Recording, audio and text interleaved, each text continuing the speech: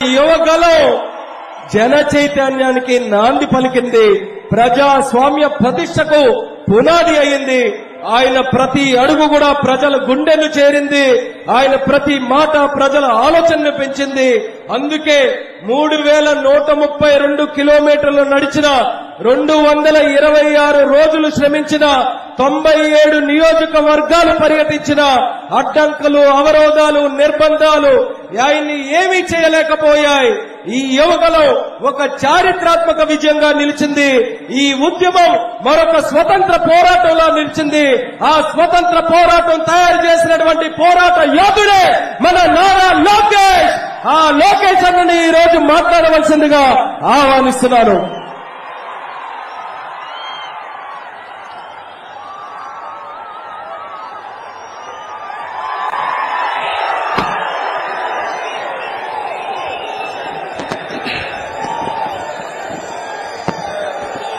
ఉద్యమాల గడ్డ ఉత్తరాంధ్ర, కొండంత అంద కోస్తాంధ్ర, రత్నాల సీమ రాయలసీమ, అందాల విశాఖ అందరి విశాఖ. అన్ని ప్రాంతాల నుంచి పెద్ద ఎత్తున వచ్చిన ప్రజలకి, ఈ కార్యక్రమానికి ముఖ్య అతిథిగా వచ్చిన తెలుగుదేశం పార్టీ జాతీయ అధ్యక్షుడు వారు నారా చంద్రబాబు నాయుడు గారికి, జనసేన అధ్యక్షుడు వారు పవన్ అన్నకి, మీ అందరి బాలయ్య, నా ఒక్కడికి ముద్దుల మావయ్య బాలయ్య బాబు గారికి, తెలుగుదేశం జనసేన పార్టీ నాయకులకి, కార్యకర్తలందరికీ నా హృదయపూర్వక నమస్కారం. బొమ్మ బ్లాక్ బస్టర్ గురు. ఏ బొమ్మ చూస్తే జగన్ దిమ్మ తిరిగి మైండ్ బ్లాక్ అవుతుందో, ఏ బొమ్మ చూస్తే జగన్ కి జ్వరం వస్తుందో, ఏ బొమ్మ చూస్తే తాడేపల్లి కొంపలో టీవీ పగలుతాయో, ఆ బొమ్మ ఈ రోజు మనందరం చూస్తున్నాం. విజనరీ చంద్రబాబు గారు, పవర్ఫుల్ పవన్ అన్న, మన సింహం బాలయ్య బాబు గారు ఒకే ఫ్రేమ్ లో ఉన్నారు. బ్రదర్ ఒక్కసారి జూమ్ చేసి చూపించు. తాడేపల్లి కొంపలో ఉచ్చపడాలి. ఇది యువగలం ముగింపు సభ కాదు, ఇది ఆరంభం మాత్రమే. ఇది నవశకం. యుద్ధం మొదలైంది. తాడేపడి తలుపులు బద్దలు కొట్టే వరకు ఈ యుద్ధం ఆగదు. ప్రజాస్వామ్యంలో పాదయాత్ర చేస్తే అది పోరాటం అవుతుంది. కానీ రాక్షస పాలనలో పాదయాత్ర చేస్తే అది విప్లవం అవుతుంది. యువగలం, మనగలం, ప్రజాబలం. ఈ యువగలం నేను కుప్పం నుంచి మొదలుపెట్టా. 226 రోజులు, 97 నియోజకవర్గాలు, 2108 గ్రామాలు, వార్డులు, 3132 కిలోమీటర్లు పాదయాత్ర చేశా. ఈ యువగలం ఆపేదానికి పోలీసులు పంపించారు. అంబేద్కర్ గారు రాసిన రాజ్యాంగం చూపించి ఈ యువగలం ముందరికి సాగింది. ఈ యువగలం ఆపేదానికి ఆనాడు సైకో జగన్ జియో 1 తీసుకొచ్చాడు. ఆ రోజే చెప్పా, జియో 1 మర్చి ఎక్కడ పెట్టుకుంటావో పెట్టుకో, ఈ లోకేష్ తగ్గేదే లేదు.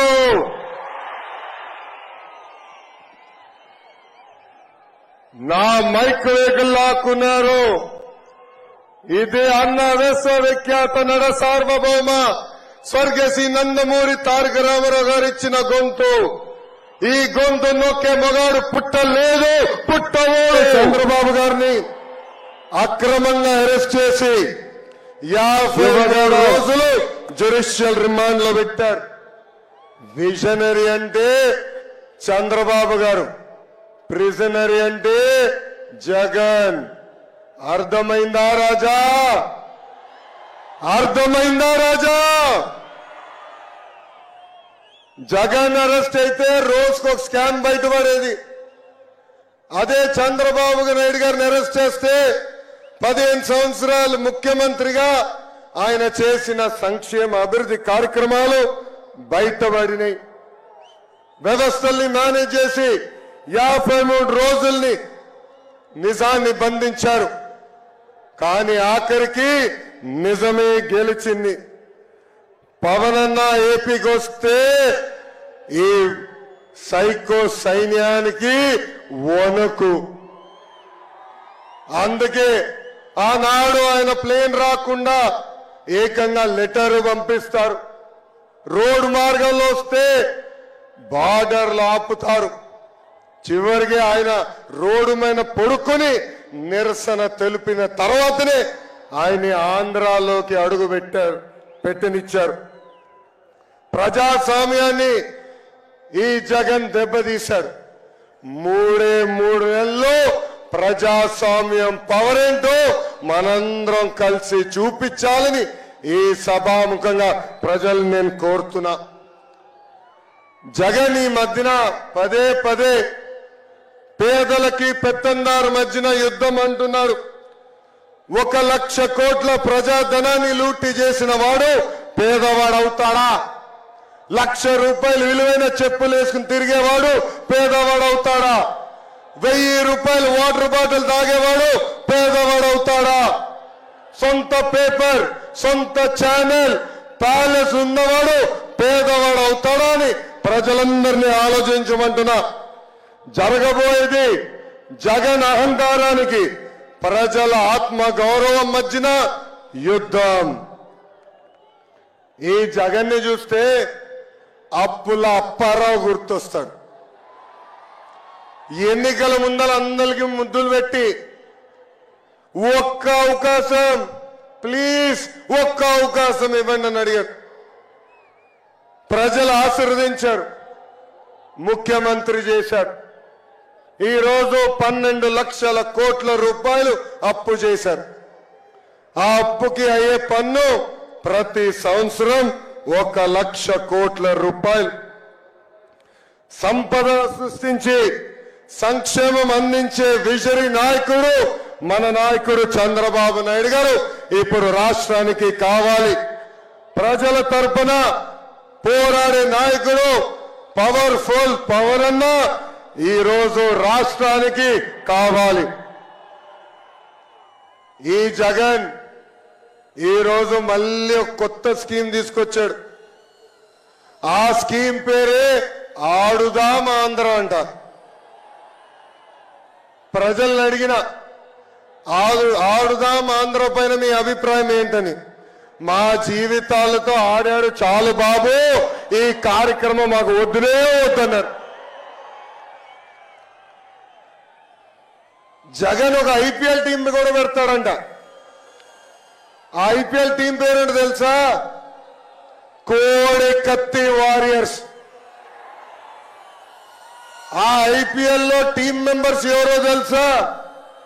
సీనియర్ బ్యాట్స్మెన్ అవినాష్ రెడ్డి, బాబాయిని గట్టి కొట్టాడు కదా. బెట్టింగ్ స్టార్ అనిల్ యాదవ్, అరగంట స్టార్ అంబట్టి, గంట star Avanthi, allrounder Gorantla Madhav, reel star Bharat, బూతుల star Kodali Nani, pinch hitter Biyyapu Madhusudhan Reddy. అబ్బో ఎంత అద్భుతమైన ఐపీఎల్ టీమో ఇది. ఈ యువగలం పాదయాత్ర నాకెన్నో పాఠాలు నేర్పించింది. నాయకుడు అనే వ్యక్తి ఎంత బాధ్యతతో ఉండాలో నేను తెలుసుకున్నా. ఒక నాయకుడు చేసిన తప్పుల వల్ల రాష్ట్ర ప్రజలు ఎంత ఇబ్బందులు పడుతున్నారో కల్లారా నేను చూశా. అడుగడుగున ఈ జగన్ చేస్తున్న విధ్వంసం కంపడింది. ఉద్యోగాలు లేక యువత పక్క రాష్ట్రాలకి వలసలు వెళ్లే పరిస్థితి. నకిలీ విత్తనాలతో రైతులు నష్టపోయే పరిస్థితి, తాగునీటి కోసం మహిళలు బిందెలు పట్టుకుని కిలోమీటర్లు నడిచే పరిస్థితి. ఉమ్మడి చిత్తూరు జిల్లాలో మన చంద్రబాబు నాయుడు గారు తీసుకొచ్చిన ఎలక్ట్రానిక్స్ కంపెనీలు నేను చూశాను. అదే విధంగా పాపాల పెద్దిరెడ్డి అవినీతి సామ్రాజ్యం కూడా నేను చూశాను. అనంతపురంలో మన చంద్రబాబు గారు తెచ్చిన కియా మోటార్స్ డ్రిప్ ఇరిగేషన్ కనిపించినాయి. జగన్ తీసుకొచ్చిన కష్టాలు కన్నీరు కూడా కనిపించినాయి. ఉమ్మడి కర్నూలు జిల్లాలో చంద్రన్న తీసుకొచ్చిన airport, mega seed park, mega solar park, cement ఫ్యాక్టరీలు, తాగునీటి ప్రాజెక్టులు, సాగునీటి ప్రాజెక్టులు కనిపించినాయి. జగన్ చేసిన విధ్వంసం కూడా అక్కడ నాకు కనిపించింది. శ్రీకాళహస్తి నియోజకవర్గంలో రజక సామాజిక వర్గానికి చెందిన మహిళ ముని రాజమ్మ నా దగ్గరికి వచ్చి ఆమె కష్టాలు చెప్పింది. అది చూసి అక్కడున్న పిల్ల సైకో బిఎఫ్ మధుసూదన్ రెడ్డి ముని రాజమ్మ ఉన్న చిన్న బండిని ధ్వంసం చేశారు. ఏకంగా ముని రాజమ్మ ఆయన కాలు పట్టుకుని క్షమాపణ కోరితేనే వదిలిపెడతానన్నాడు. కానీ ముని రాజమ్మ తగ్గలేదు. ఆమె ధైర్యానికి నా హ్యాట్స్ ఆఫ్. పలమనేరులో మిస్బా తల్లిదండ్రులు నేను కలిశాను. మిస్బా 10వ తరగతి పాప, అన్ని సబ్జెక్ట్స్ లో ఫస్ట్ ర్యాంక్. ఆమె డైరీ కూడా చదివా. ఆమె డైరీలో చాలా స్పష్టంగా డాక్టర్ అవ్వాలన్న కోరిక ఉందని రాసింది. ఆ మిస్బా అన్నిట్లో ఫస్ట్ ర్యాంక్ వస్తుందని, ఏకంగా వైకాపా నాయకుడు కూతురు సెకండ్ ర్యాంక్ వస్తుందని మిస్బాకి టీసీ ఇప్పించి పంపించారు. అది తట్టుకోలేక మిస్బా ఆత్మహత్య చేసుకుంటాం కూడా చాలా చాలా బాధాకరం. ఎమ్మిగనూరు నియోజకవర్గంలో రంగమ్మ తన భర్త 12 ఎకరాల కౌలుకు తీసుకుని అప్పుల పాలయ్యి ఆత్మహత్య చేసుకున్నారు. ప్రభుత్వం కనీసం ఒక చిల్లి గవ్వ ఆ కుటుంబానికి ఇవ్వలేదు. కానీ ఆ కుటుంబానికి అండగా నిలబడింది ఈ తెలుగుదేశం పార్టీ. మంత్రాలయంలో వలసలుగా కార్మికులు వెళ్తాం చూసా. ఊర్లో సాగునీరు లేదు, ఉపాధి కోసం పక్క రాష్ట్రాలకు వెళ్తాం నేను స్వయంగా చూసా. ఇంకా ఆలూరు నియోజకవర్గంలో తాగునీటి సమస్య తీవ్రంగా ఉంది. అక్కడున్న మహిళలు బిందెలు పట్టుకుని కిలోమీటర్లు నడుస్తాం నేను స్వయంగా చూసా. ఈ సమస్యలు ప్యాలెస్ లో ఉన్న ప్యాలెస్ పిల్లి జగన్కి కనపడదు. గంగాధర్ నెల్లూరు నియోజకవర్గంలో చివరి గ్రామం రాత్రి నైట్ హాల్ట్ ముందల ఆ గ్రామంలో మోహన అని ఒక తల్లిని కలిశారు. 35 సంవత్సరాలుగా అక్కడనే కూర్చుని బోండాలు వేస్తున్నామా. ఆ తల్లిని అడిగా, ప్రభుత్వం నుంచి మీరు ఏం ఆశిస్తున్నారని. అప్పుడు ఆ తల్లి అనింది, 35 సంవత్సరాలుగా రూపాయి జమ చేసి 2 బిడ్డల్ని చదివించాను.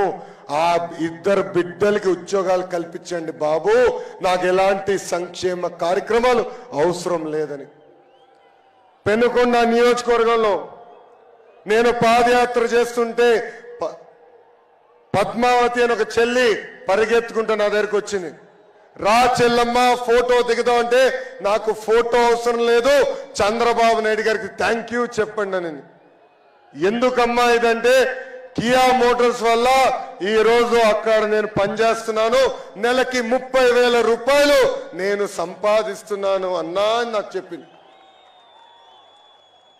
పద్మావతి చెల్లిని అడిగా, చెల్లమ్మ కియా మోటార్స్ రాకుండా ముందలా ఏం చేసేవాడిని.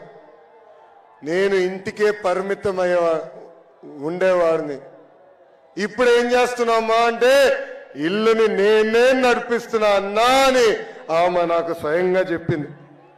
ఇంకా రాప్తాడు నియోజకవర్గంలో ప్రభాకర్ రెడ్డి గారి పిల్లల్ని కలిసా. 2004లో ఆనాటి కాంగ్రెస్ పాలకులు ప్రభాకర్ రెడ్డిని అతి కిరాతకంగా చంపేశారు. ప్రభాకర్ రెడ్డి గారి బిడ్డల్ని చంద్రబాబు నాయుడు గారు దత్తక తీసుకుని ఎన్టీఆర్ మోడల్ స్కూల్లో చదివిస్తాం జరిగింది. ఆ బిడ్డలందరూ ఈరోజు సెటిల్ అయ్యి అద్భుతమైన ఐటీ కంపెనీలో పనిచేస్తాం కూడా చూసాం. ఇంకా ప్రకాశం జిల్లాని ఏకంగా ఎడారిగా మార్చేశాడు ఈ జగన్.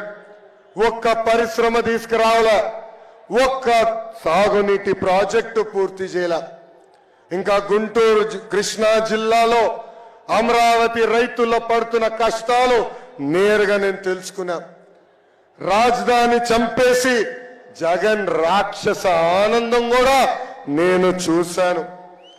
ఇంకా ఉభయ గోదావరి జిల్లాలో ఆక్వా రంగాన్ని, వరి రైతులని, కొబ్బరి రైతులని, పామాల్ రైతుల్ని ఎలా ఈ ప్రభుత్వం నాశనం చేసిందిగో నేను కల్లారా చూశా. గుంతల రోడ్డుల్లో రోడ్ ఎక్కడుందా అని ఎత్తుక్కునే పరిస్థితుల్లో కూడా నేను నడిచా. అందుకే రాయలసీమ ప్రజలు పడుతున్న కష్టాలు చూసి ప్రత్యేకంగా మిషన్ రాయలసీమ అని ఒక డిక్లరేషన్ ఇచ్చాను. పెండింగ్ లో ఉన్న సాగునీటి ప్రాజెక్టులు యుద్ధ ప్రాతిపదికంగా పూర్తి చేస్తాం. హార్టికల్చర్ హబ్ గా, స్పోర్ట్స్ క్యాపిటల్ ఆఫ్ ఇండియాగా, ఆంధ్ర రాష్ట్రానికి మ్యానుఫ్యాక్చరింగ్ హబ్ గా రాయలసీమని తీర్చిదిద్దుతామని హామీ ఇచ్చాము. ఇంకా ప్రకాశం జిల్లాని ఫార్మా హబ్ గా కూడా చేసే బాధ్యత మన ప్రభుత్వం తీసుకుంటుంది. ఆక్వా రైతుల పడుతున్న కష్టాలు నేను తెలుసుకున్నా. ఆనాడు చంద్రబాబు నాయుడు గారు చాలా స్పష్టంగా చెప్పారు, జోన్ నాన్ జోన్ కి సంబంధం లేకుండా యూనిట్ కరెంట్ ₹50 ఇస్తామని హామీ ఇచ్చాం. ఇంకా ప్రజా రాజధాని అమరావతి కూడా పూర్తి చేసే బాధ్యత మేము తీసుకుంటాం. ఉభయ గోదావరి జిల్లాలో వరి, ఆక్వా, పామాయిల్, కొబ్బరి రైతులకి గతంలో ఎట్లయితే ఆదుకున్నామో అదే విధంగా ఆదుకుంటామని ఈ సభాముఖంగా హామీ ఇస్తున్నాం. ఇంకా 3 ముక్కల ఆట తప్ప ఉత్తరాంధ్ర అభివృద్ధి కోసం ఒక్క ఇటుక కూడా ఈ జగన్ వేయలేదు. విశాఖ ఉక్కు ఆంధ్రుల హక్కు. 31 మంది ఎంపీలు ఉన్నారు. ఏనాడు విశాఖ ఉక్కు గురించి నోరు తెరిచి మాట్లాడలేదు. కనీసం క్యాప్టెన్ మైన్ ఇవ్వాలని కోరలేదు. అంతెందుకు రాష్ట్రంలో ఉన్న మైన్ కూడా క్యాన్సిల్ చేసింది ఈ ప్రభుత్వం. విద్యుత్ బిల్ ని విపరీతంగా పెంచి విశాఖ ఉక్కుని మూసేసే పరిస్థితికి తీసుకొచ్చింది ఈ ప్రభుత్వం. ఇంకా స్టీల్ ప్లాంట్ కి చెందిన వేలాది ఎకరాలు కొట్టేసేదానికి స్కెచ్ చేశాడు ఈ psycho Jagan. Visakha railway zone కావాల్సిన భూములు కూడా ఇవ్వలేదు ఈ ప్రభుత్వం. విశాఖ మెట్రో ప్రాజెక్ట్ ని కూడా నాశనం చేసింది ఈ ప్రభుత్వం. మూతపడిన అన్ని షుగర్ ఫ్యాక్టరీలు తిరిగి తెరుస్తామని ఆనాడు హామీ ఇచ్చింది ఈ జగన్. కానీ ఇప్పుడు ఏకంగా తెరుస్తాం కాదు కదా, అక్కడున్న మెషినరీ భూములు కూడా అమ్మేసే పరిస్థితికి ఈ ప్రభుత్వం వచ్చింది. 8 లక్షల ఎకరాలకి సాగునీరు అందించే సుజల స్రవంతి కార్యక్రమాన్ని, ఇరిగేషన్ ప్రాజెక్ట్ ని గాలికి వదిలేసింది ఈ ప్రభుత్వం. నేను ఐటీ శాఖ మంత్రిగా ఉన్నప్పుడు 15 రోజులకు ఒక్కసారి విశాఖపట్నానికి వచ్చేవాడు. అనేక ఐటీ పరిశ్రమలు తీసుకొచ్చాం. కానీ కోడిగుడ్డు మంత్రి వచ్చిన తర్వాత ఉన్న పరిశ్రమలన్నీ పక్క రాష్ట్రానికి తరలిపోయే పరిస్థితి. చంద్రబాబు నాయుడు గారి హయాంలో ఆర్థిక రాజధానిగా ఉన్న విశాఖపట్నాన్ని ఇప్పుడు ఏకంగా క్రైమ్ క్యాపిటల్ గా ఈ ప్రభుత్వం మార్చేసింది. దస్బౌల్లా భూములు, సిఎంబిసి భూములు, హైగ్రీవా భూములు, ఎక్స్ సర్వీస్ మెన్ భూములు అన్ని కబ్జా చేసింది. లూలుని తరిమేసి ఆ భూములు కూడా కబ్జా చేసింది ఈ ప్రభుత్వం. బాధితులందరికీ చెప్తున్నా, మూడు నెలల్లో బిగబట్టండి. తెలుగుదేశం జనసేన ప్రభుత్వం వస్తుంది. తిరిగి మీ భూములు మీకు అందించే బాధ్యత మేము తీసుకుంటాం. 1000 కోట్ల టీడీఆర్ బాండ్ల కుంభకోణం జరిగింది. ఋషికొండకి గుండు కొట్టి 500 కోట్ల రూపాయలు ఖర్చు పెట్టి ఈ పేద ముఖ్యమంత్రి ఒక ప్యాలెస్ కట్టుకున్నాడు. జగన్ కేసుల్లో అక్యూజ్డ్ విజయసాయి రెడ్డి ఒక పక్కన విశాఖపట్నాన్ని నాశనం చేస్తే, ఇంకొక పక్కన వైవి సుబ్బారెడ్డి కొడుకు విక్రాంత్ రెడ్డి మాన్యంలో లాట్రైట్ బాక్సైట్ అక్రమంగా దోచేసుకుంటున్నారు. జీవీఎంసీని అవినీతి అడ్డగా వీళ్ళు ఈరోజు మార్చేసే పరిస్థితి. ఒక్క రోడ్ ఒక్క డ్రైన్ కూడా ఈరోజు విశాఖపట్నంలో వేసే పరిస్థితిలో ఈ ప్రభుత్వం లేదు. బొబ్బిలి గ్రోత్ సెంటర్ ని చంపేశారు. 41 ఫెరా ఎల్లాయిస్ కంపెనీలు మూసేసే పరిస్థితికి వచ్చినాయి. గాడి తప్పిన ఉత్తరాంధ్రాని సరైన దారిలో పెట్టే బాధ్యత వ్యక్తిగతంగా నేను తీసుకుంటానని ఈ సభాముఖంగా ఉత్తరాంధ్ర ప్రజలకి నేను హామీ ఇస్తున్నా. విశాఖపట్నం భారతదేశంలోనే జీడిపిలో 9వ స్థానంలో ఉంది. మన ప్రభుత్వం వస్తుంది. 5 సంవత్సరాల్లో 5వ స్థానానికి తీసుకొచ్చే బాధ్యత మేము తీసుకుంటాం. విశాఖపట్నానికి ప్రత్యేక నిధులు కేటాయిస్తాం.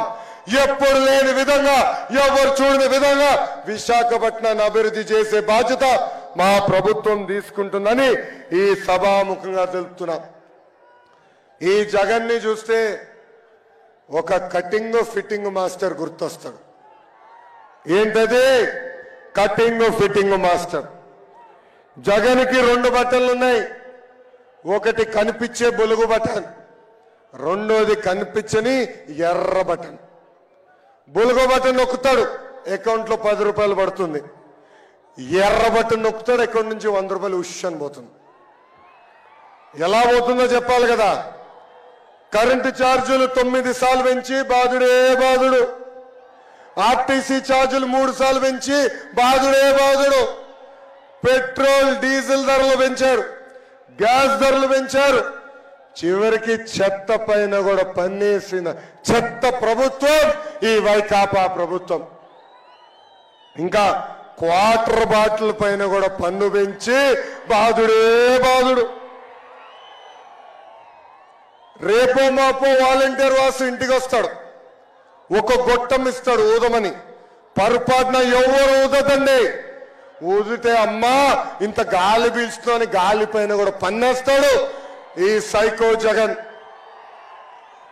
ఇంకా కటింగ్ మాస్టర్ అన్నాను కదా, అన్న క్యాంటీన్ కట్, పండగ కానుకల కట్, పెళ్లి కానుక కట్, 6 లక్షల వృద్ధులకి pension cut, school fee reimbursement cut, PG fee reimbursement cut, drip irrigation cut.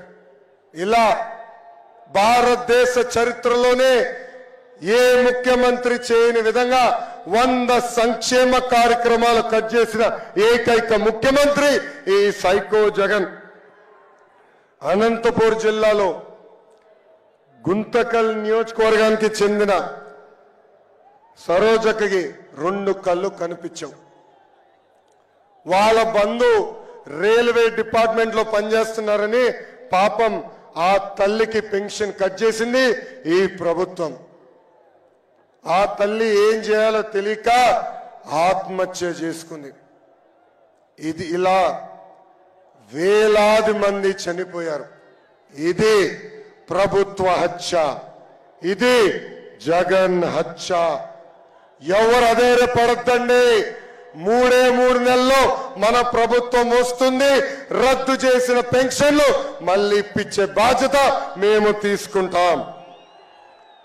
ఈ జగన్ మహిళల్ని కూడా నమ్మించి మోసం చేశాడు. ఎన్నికల ముందల సంపూర్ణ మద్యపాన నిషేధం చేస్తా అన్నాడు, చేయలేదు. 45 సంవత్సరాలు నిండిన ఎస్సీ ఎస్టీ బీసీ మైనారిటీ మహిళల పెన్షన్ ఇస్తాన్నాడు, అది ఇవ్వలేదు. ఇంట్లో ఎంతమంది బిడ్డలుంటే అంతమంది బిడ్డలకి అమ్మ ఒడి ఇస్తానని మాట ఇచ్చి మాట తప్పాడు ఈ జగన్. తెలుగింటి ఆడపడుచుల కన్నీరు మేము చూసాం. వాళ్ళ కన్నీరు తుడిచే బాధ్యత మేము తీసుకుంటాం. అందుకే మహాశక్తి అనే పేరుతో మహిళలకి 4 హామీలు ఇచ్చాం. మొదటిది ఆడబిడ్డ నిధి. 18 సంవత్సరాల నుంచి 59 సంవత్సరాల వయసు కలిగిన మహిళలకి ప్రతి నెల 1500 రూపాయలు మన ప్రభుత్వం ఇస్తుంది. సంవత్సరానికి 18,000, 5 సంవత్సరాల్లో 90,000 రూపాయలు మనం ఇవ్వబోతున్నాం. ఇంకా తల్లికి వందనం కింద ఇంట్లో ఎంతమంది బిడ్డలుంటే అంతమంది బిడ్డలకి ప్రతి సంవత్సరం 15,000 రూపాయలు మన ప్రభుత్వం ఇస్తుంది. దీపం పథకం ద్వారా ప్రతి సంవత్సరం 3 ఎన్ని ఎత్తి చూపించండి 3 గ్యాస్ సిలిండర్లు ఉచితంగా మన ప్రభుత్వం ఇస్తుంది. ఇంకా మహిళలు ఆర్టీసీ బస్సుల్లో కూడా ఉచితంగా ప్రయాణించే హక్కు మన ప్రభుత్వం కల్పించబోతుంది. ఇది యువగలం. యువతకు కూడా అనేక హామీలను ఇచ్చి మోసం చేశాడు ఈ జగన్. ఎన్నికల ముందల ప్రతి సంవత్సరం జాబ్ క్యాలెండర్ అన్నాడు, జాబ్లెస్ క్యాలెండర్ ఇచ్చాడు. 2,30,000 పెండింగ్ పోస్టులు భర్తీ చేస్తాడు, భర్తీ చేసింది 0. మెగా డిఎస్సి ద్వారా ఉపాధ్యాయుల పోస్టులు భర్తీ చేస్తున్నాడు, అది గాలికి వదిలేశారు. ఇంకా 6,500 కానిస్టేబుల్ పోస్టులు భర్తీ చేస్తానని హామీ ఇచ్చి మాట తప్పాడు ఈ సైకో జగన్. అందుకే యువతకు చెప్తున్నా, 3 నెలలు ఓపిక పట్టండి. మీ యువగలం నేను విన్నాను. మన ప్రభుత్వం వస్తుంది. 5 సంవత్సరాలు ప్రభుత్వ ప్రైవేట్ స్వయం ఉపాధి ద్వారా 20 లక్షల ఉద్యోగాలు కల్పించే బాధ్యత మేము తీసుకుంటాం. నిరుద్యోగ యువకులు ఎవరు ఉంటే వాళ్ళకి నిరుద్యోగ భృతి కూడా ఇచ్చే బాధ్యత మేము తీసుకుంటాం. ఈ జగన్ పాలన వచ్చిన తర్వాత crop holiday, aqua holiday, power హాలిడేలు ఎప్పుడు లేని విధంగా రైతులు ఆత్మహత్య చేసుకుంటున్నారు. అందుకే రైతులు ఆదుకునేదానికి ప్రతి సంవత్సరం మన ప్రభుత్వం 20,000 రూపాయలు ఇస్తుంది. బీసీ సోదరుల పైన ఎప్పుడు లేని విధంగా దాడులు జరుగుతున్నాయి. 26,000 మంది బీసీల పైన దొంగ కేసులు పెట్టి జైలుకు పంపించింది ఈ ప్రభుత్వం. అందుకే మన ప్రభుత్వ అధికారంలోకి వచ్చిన వెంటనే బీసీలకు ఒక ప్రత్యేక రక్షణ చట్టం మనం తీసుకొస్తున్నాం. అంతేకాదు, దామాషా ప్రకారం ఉపకులాల వారిగా నిధులు కేటాయించి బీసీ సోదరులు కూడా ఆదుకునే బాధ్యత మేము తీసుకుంటాము. డాక్టర్ సుధాకర్ గారి దగ్గర నుంచి కొవ్వూరు మహేంద్ర గారి వరకు అనేక మంది దళితుల్ని చంపేసింది ఈ ప్రభుత్వం. దళిత సోదరులకి రావాల్సిన 27 సంక్షేమ కార్యక్రమాలు రద్దు చేసింది ఈ ప్రభుత్వం. ఒక దళిత హోంమంత్రి నియోజకవర్గంలోనే దళితుల పైన దాడులు జరుగుతున్నాయంటే రాష్ట్ర వ్యాప్తంగా దళితుల పరిస్థితి ఎంత దారుణంగా ఉందో దళితులందరూ ఒక్కసారి ఆలోచించాల. దళితులు చెప్తున్నా, మన ప్రభుత్వం వస్తుంది. మన ప్రభుత్వ అధికారంలోకి వచ్చిన వెంటనే ఆపేసిన 27 సంక్షేమ కార్యక్రమాలు మళ్ళీ మనం అమలు చేస్తాం. ఇంకా గిరిజనుల గొంతు కూడా కోసేశారు. వాళ్ళకి రావాల్సిన సంక్షేమ కార్యక్రమాలు ఈ ప్రభుత్వం రద్దు చేసింది. ఎస్టీ సప్లాన్ పక్కదారు మళ్లించింది. గిరిజనులు కూడా చెప్తున్నా, మీకు రావాల్సిన 16 సంక్షేమ కార్యక్రమాలు మన ప్రభుత్వం ముందరకు తీసుకెళ్తుంది. ఇంకా ఇస్లాంలో ఆత్మహత్య చేసుకుంటాం మహాపాపం. అలాంటిది అబ్దుల్ సలాం, మిస్బా, ఎంతో మంది వైకాపా నాయకులు వేధింపుల వల్ల ఆత్మహత్య చేసుకున్నారు. ఇబ్రహీం, హజీరాబీ, ఎంతో మంది మైనారిటీల్ని ఈ ప్రభుత్వం నరికేసింది. 2014 నుంచి 2019 మధ్యన రంజాన్ తోఫా ఇచ్చాం. దుల్హన్ పథకం ఉండేది. హజ్ యాత్రికుల్ని సబ్సిడీలు కూడా పంపించింది మన ప్రభుత్వం. ఇలా ఆపేసిన కార్యక్రమాలు తిరిగి ప్రారంభిస్తామని మైనారిటీ సోదరులు కూడా మేము హామీ ఇస్తున్నాం. ఇంకా ఎన్నికల ముందల ప్రభుత్వ ఉద్యోగస్తులు కూడా హామీ ఇచ్చాడు ఈ జగన్. వారంలో సిపిఎస్ రద్దు చేస్తాడు. 200 వారాల తర్వాత GPS తీసుకొచ్చి మోసం చేశాడు. ఉద్యోగస్తులు తెలుపుతున్నా, ప్రతి నెల 1వ తారీఖు నాడు జీతాలు చెల్లిస్తాం. మెరుగైన ఫిట్మెంట్ అందించే బాధ్యత కూడా మేము తీసుకుంటాం. పాపం పోలీస్ సోదరులు కూడా మోసం చేసిందండి ఈ ప్రభుత్వం. వాళ్ళకి రావాల్సిన TA అలవెన్స్ కట్ చేసింది ఈ ప్రభుత్వం. పాపం ఎస్ఐ గారికి 10,000 రూపాయలు కట్, హెడ్ కానిస్టేబుల్ గారికి 8,000 రూపాయలు కట్, కానిస్టేబుల్ గారికి 6,000 రూపాయలు కట్. పోలీస్ సోదరులు కూడా తెలుస్తున్నా, 3 నెలల్లోపు పట్టండి, మన ప్రభుత్వం వస్తుంది. అధికారంలోకి వచ్చిన మొదటి 100 రోజుల్లో GO 79 మేము రద్దు చేస్తాం. జగన్ పని అయిపోయింది, అందుకే ఎమ్మెల్యేలని ట్రాన్స్ఫర్ చేస్తున్నాడు. ప్రజలందరూ ఆలోచించాలా, మన ఇంటి చెత్త తీసుకుని పక్కోడి ఇంటి ముందలేస్తే అది బంగారం అవుతుందా? బంగారం అవుతుందా? అవుతుందా? చెత్త చెత్తే కదా. మళ్ళీ ఒక్క నియోజకవర్గంలో చెత్త ఎమ్మెల్యేని ముఖ్యమంత్రి చెప్తే పక్క నియోజకవర్గంలో బంగారం ఎట్లా అవుతాడో నాకు అర్థం అవట్లా. జగన్ ఎమ్మెల్యేని మార్చాలనుకుంటున్నాడు, కానీ జనం జగన్నే మార్చాలని నిర్ణయం తీసుకున్నారు. 3 నెలల్లో వైకాపా ప్రభుత్వాన్ని శాశ్వతంగా భూస్థాపితం చేసే బాధ్యత మనందరం తీసుకోవాలి. ప్రజలందరినీ కోరుతున్నాం, 175 స్థానాల్లో కనీసం 160 స్థానాలకి తెలుగుదేశం పార్టీ, జనసేన పార్టీ అభ్యర్థిని గెలిపించండి. 25కి 25 ఎంపీలు మాకివ్వండి. అభివృద్ధి సంక్షేమం ఏంటో చేసి చూపించే బాధ్యత మళ్ళీ మేము తీసుకుంటాం. ఈ యువగళం పాదయాత్ర నేను ఇన్ని రోజులు నడిచానంటే, ఇన్ని వేల కిలోమీటర్లు నడిచానంటే దాని వెనకాల మా వాలంటీర్ సైన్యం ఉంది. 400 మంది వాళ్ళ కుటుంబం కాదని, బంధువులు కాదని నాకు అండగా నిలబడ్డారు. చాలా మంది IT ఉద్యోగాలు మానుకుని నాకు అండగా నిలబడ్డారు. నా పైన బాటలు కాదు కదా, రాయి కాదు కదా, చిన్న ఈగో కూడా వాళ్ళనికుండా నన్ను కాపాడారు.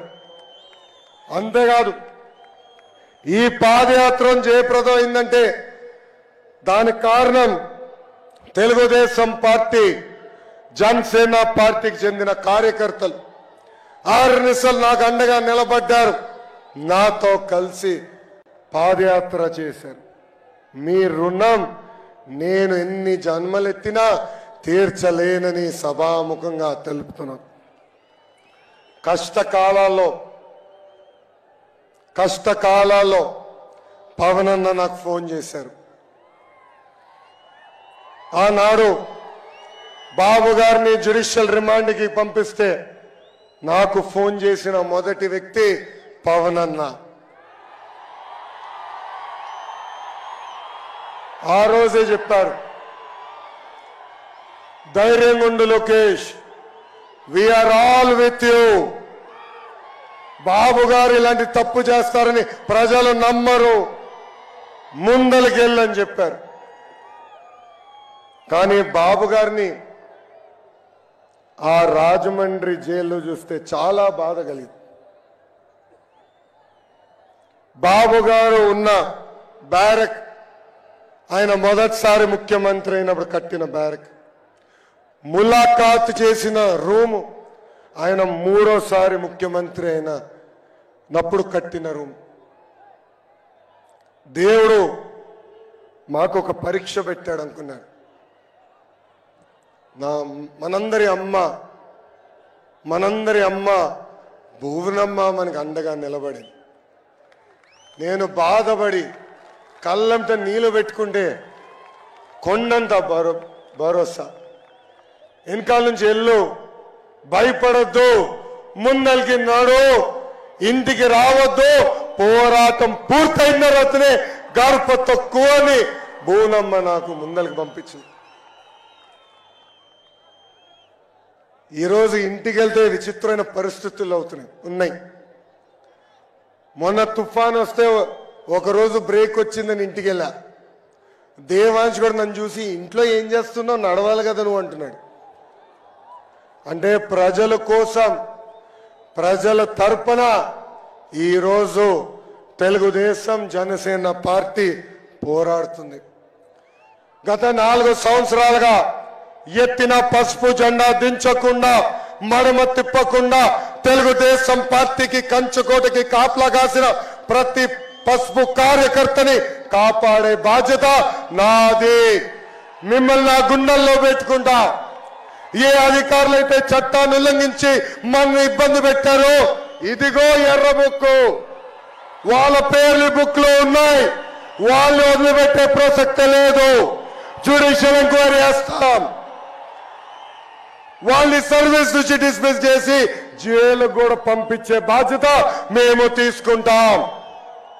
ఇప్పుడు కూడా అధికారులు చెప్తున్నా, చట్టాలని ఉల్లంఘించొద్దు. కొంతమంది కోసం చట్టాలని చుట్టాలుగా మార్చొద్దు. తగిన పరిణామం ఉంటుందని ఈ సభాముఖంగా హెచ్చరిక నేను జారీ చేస్తున్నా. ఇంకా చివరిగా మన పవన్ అన్న పవర్ఫుల్ డైలాగ్ ఉంది. ఏంటది? Hello AP, hello AP, hello AP, bye bye YCP. Psycho పోవాలి, సైకో పోవాలి, సైకో పోవాలి. నాకు ఇంత అద్భుతమైన అవకాశం ఇచ్చిన తెలుగుదేశం పార్టీ జాతీయ అధ్యక్షుల వారికి నా హృదయపూర్వక ధన్యవాదాలు తెలుపుకుంటూ మీ అందరి దగ్గర నుంచి నేను సెలవు తీసుకుంటున్నా. జోహార్ అన్న ఎన్టీఆర్, జోహార్ అన్న ఎన్టీఆర్. పవన్ అన్న నాయకత్వం, పవన్ అన్న నాయకత్వం, చంద్రబాబు నాయుడు గారి నాయకత్వం, చంద్రబాబు నాయుడు గారి నాయకత్వం. జై బాలయ్య, జై బాలయ్య, జై హింద్, జై హింద్. లోకేష్ అన్న నాయకత్వం, లోకేష్ అన్న నాయకత్వం.